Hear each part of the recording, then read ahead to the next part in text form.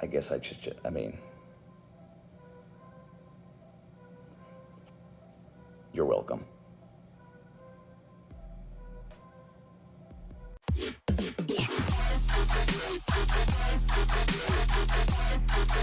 Here's your host of the MonsterCast, the Straight Edge Monster Jack and Ryan. It is Jay White. Let's talk some Jay White. We talked about Jay White either last week or the week before. It might have been the week before. But it's official. He lost. He lost at New Japan. What the hell was the show called? I keep wanting to say Battle in the Valley, but that's not it because that's happening on the 18th, the same night as Elimination Chamber. New Beginning? New Beginning, yes, because it was the Road to New Beginning for all those other shows. Okay, yeah. All right, so at New Beginning, he lost to Hikuleo. So he has to leave Japan. And of course, I got the big WWE icon up there again because I feel like there's a lot more people saying he's going to WWE than there are AEW. And when we had this conversation, and you can find the clip on YouTube, just like you'll be able to find this one, I say he should go to AEW 100%. And I'm actually surprised that so many people want to see him in WWE. Well, like I said, he's young. There's a lot he could do there if they book him right. I think having him come in to challenge Cody is interesting. You don't have to have Cody have a really long reign. Bring in Jay White, fuck him up immediately, and put Cody back. Because Cody's always better in the chase. He's not a champion. Like, he's not a compelling, like, winner. He's a compelling chaser.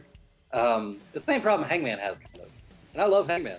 But when Hangman is the champion, he's still good. He still has great matches. He still puts on good stories and stuff. But it's just not the same as watching him get to that point. And a lot of babyfaces have that problem.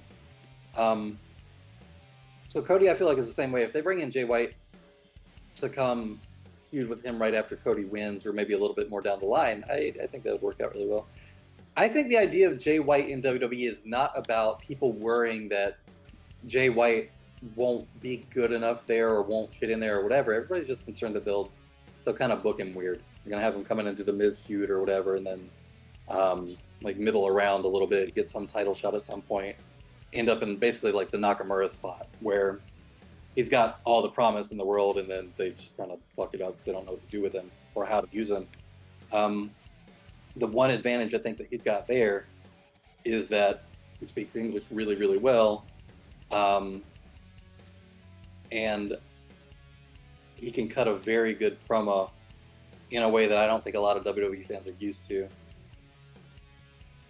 I understand the AEW argument. I think that he could have like a lot of good matches there, but he's already been having good matches for a really long time. When people forget, but he's young. He's like really young. And at that age, he can go sign a 3-year deal, 4-year deal with whatever, with WWE, go have like a great run, do a lot of stuff that a lot of people want to do their whole lives growing up. You know, they see Royal Rumble, they're like, oh, I want to be in a Royal Rumble. I want to win a Royal Rumble. I want to win the Intercontinental Championship. It's got all this prestige attached to it. All my favorites growing up were Intercontinental Champions or whatever.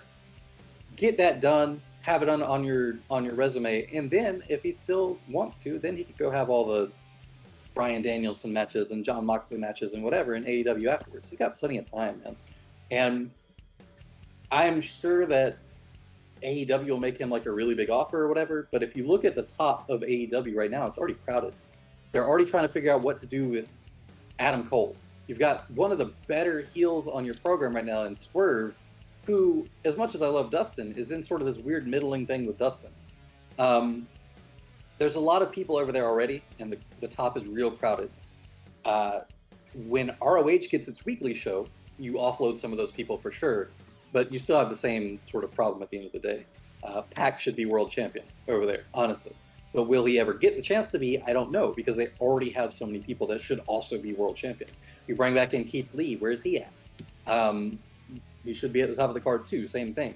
So they have a lot of really high-end talent there that if you put Jay over in the middle of it, everybody's going to want to see Jay at the top, but I don't know that there's room for it yet.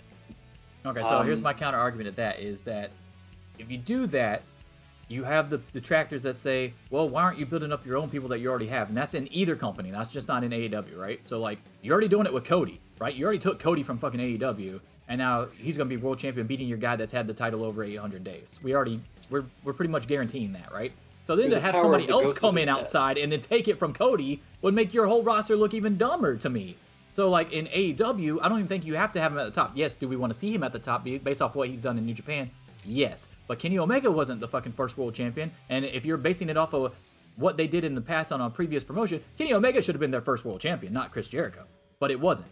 So it's not like he has to win the title right away. I could easily see Jay White coming into AEW and winning the All-Atlantic title from Orange Cassidy instead. I could easily see him coming in and challenging Adam Cole if you're going to build Adam Cole up, and they've already got the little history from Forbidden Door anyway. And then, hey, Adam Cole's going for the top, but hey, here's another obstacle in your way because Jay White's now in AEW and he just fucked you over in that 4-way match or whatever that they had at Forbidden Door. So you could have them feud for a while before you have them break off to an actual title because you don't really know, and you don't want to push Adam Cole into a fucking title picture if you don't know how he's going to respond injury-wise from his past injuries, just like they did at first with Samoa Joe. Samoa Joe didn't just come in there and win the TNT title. You get what I'm saying? He won a Ring of Honor television title because they knew that he wasn't going to have to wrestle that many times or defend it that many times because they didn't have a Ring of Honor show yet. So there's other avenues that I think they could go with Jay White where it still makes sense by not pushing him straight to the top right away. And if you look at it, depending on how long the Elite are going to be Trios champion, the top is not that convoluted when you got Hangman in there with Moxley constantly. And I will say this, Jay White's deal is up now, right? It's up now. So you're going to have Cody win the title at WrestleMania and then literally right after it drop it to fucking Jay White? Yeah. Because you can't just sit on Jay White after you sign him to a contract like WCW did with fucking Bret Hart and let him get cold. You bring him in, you have him feud with The Miz, then Omos, and then what's their normal pattern over there? You gotta have the Miz feud, you gotta have the Giant feud, maybe do something with Gargano for a little bit, some fucking Dexter Lumis in there for some reason, and then maybe the world title. I think that's what everybody's worried about with the WWE thing, is they're like, he's gonna come in, they're not gonna know what to do with him. Hey guys, did you like that video? If so, don't forget to subscribe to the channel. You can also catch full episodes of the MonsterCast on Spotify, Apple Podcasts, and Google Podcasts. And you can also catch us live every Sunday on Twitch. All links in the description below, along with some sweet merch from yours truly, the MonsterCast. Deuces.